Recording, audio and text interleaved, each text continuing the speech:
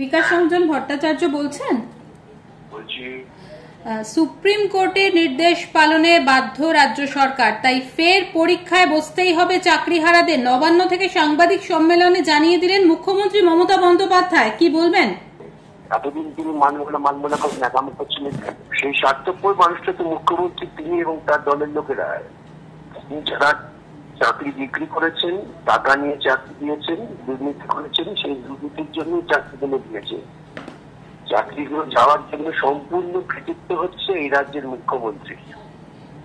তিনি সেই 7টার বেশি গ্রুপ, আর যারা যারা লড়াই করেছেন তারা প্রকৃতপক্ষে ওর চোখে ভয়ানক অপরাধ। বিকাশ, পাশাপাশি দুটো রাস্তা খোলা রাখলেন, মানে সুপ্রিম কোর্টের কাছে যে রিভিউ করা হয়েছে সেটারও রাস্তা যেরকম খোলা রাখলেন, পাশাপাশি নোটিফিকেশনও দিয়ে দেওয়া হলো। জানেন না যে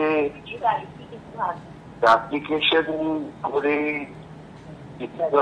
করার পর দরখাস্ত হচ্ছে, সুপ্রিম কোর্টের রায়কে মান্যতা দেওয়ার পর আর রিভিউ বলে কিছু থাকে না।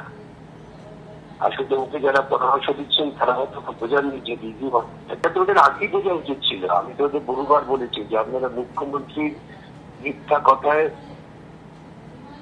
তারিখ হচ্ছেন, আপনারা নিজেরা প্রস্তুতি নিয়ে পরীক্ষায় আপনাদের বসতে হবে। এখন ওরা মুখ্যমন্ত্রীকে বিশ্বাস করেছিলেন, বোকামো করেছেন, সেই বোকামোর ফল দিতে হবে ওদের।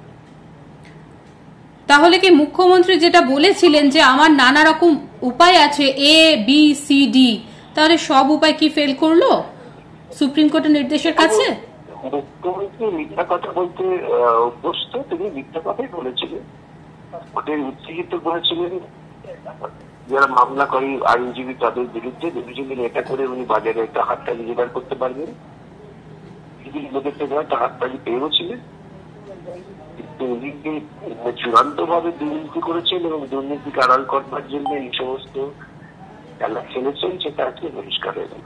তাদের তো উচিত, দাদারা কি বিচার করেছিলেন, তাদের তো উচিত ছিল লড়াইটা করা, যে আপনারা দুর্নীতি করেছেন কেন এবং যারা দুর্নীতিগ্রস্তদের তালিকা দিন, সেই আন্দোলন তো তারা করেননি। তারা মুখ্যমন্ত্রীর মিথ্যা আশ্বাসে নিজেদের আশ্বস্ত বোধ করেছিলেন, উল্লসিত ছিলেন। এখন দুর্ভাগ্য ব্যতীত হলেও তারা বুঝলেন যে সুপ্রিম কোর্টের রায়ের বাইরে যাওয়ার ক্ষমতা অধিকার রাজ্যের মুখ্যমন্ত্রী নেই।